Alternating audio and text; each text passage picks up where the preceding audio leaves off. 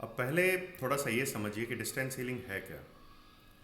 Distance healing जैसा कि नाम से पता चल रहा है कि जब आप अपने शहर में अपने घर में बैठे बैठे किसी व्यक्ति तक जो दूर है, बीमार है, तकलीफ़ में है, उस तक नहीं पहुंच पाते हैं तो उसे ठीक करना, अपने स्थान पे बैठे हुए ही उस तक वो मदद पहुंचाना, या अपनी प्रार्थनाओं के ज़रिए अपने घर में बैठे हुए उस दूर दराज के इलाकों में बैठे व्यक्ति या जानवर को क्योर करना, उसकी बीमारियां ठीक करना या उसे किसी भी प्रकार से मदद देना, वो डिस्टेंस हीलिंग है।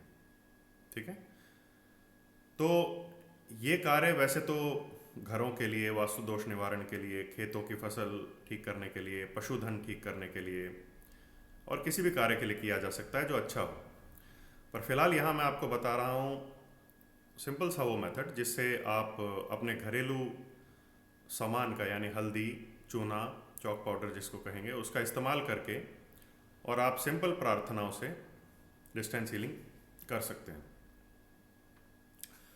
अब ये डिस्टेंस हीलिंग कैसे हो, मैंने बताया था कि पाउडर को मिक्स कर लीजिए, हल्दी या और चॉक पाउडर को मिक्स कर लीजिए। अगर चॉक पाउडर नहीं अवेलेबल है तो सिर्फ हल्दी ले लीजिए और अपनी हथेली पे इतनी हल्दी ले लीजिए सेंटर में।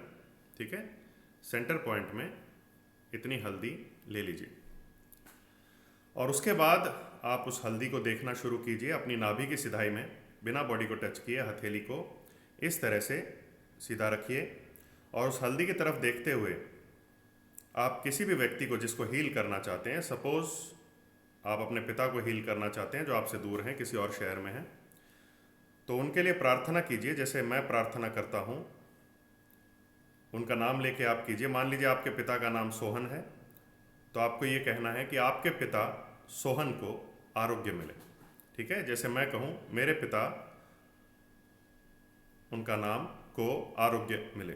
ठीक है, तो इस तरह से आप 5 मिनट तक या 2 मिनट तक ये बार बार बोलते रहिए कि मेरे पिता को आरोग्य मिले। उनका नाम लेके बोलना है, मैं सीधा बोल रहा हूँ बिना नाम लिए, मेरे पिता को आरोग्य मिले, मेरे पिता को आरोग्य मिले, मेरे पिता को आरोग्य मिले, मेरे पिता को आरोग्य मिले। इस तरह से 2 मिनट तक बोलते रहिए या 5 मिनट तक। जितना ज़्यादा देर बोलेंगे उतना वो बेटर चार्ज होगा और कम से कम 30 सेकंड तक या 1 मिनट तक आप बोल सकते हैं अगर आपके पास समय नहीं है। और उस हल्दी की तरफ देखते हुए ही बोलना है, इधर उधर दाहिने बाएं नहीं देखना है। और फिर उसके बाद चुप होके कम से कम 30 सेकंड से लेके 1-2 मिनट तक उस हल्दी को चुप होके बाद में देखते रहिए बोलने के बाद। और फिर उसके बाद क्लॉकवाइज घूमते हुए फूंक मारनी है लगातार, फटाफट क्लॉकवाइज घूमते हुए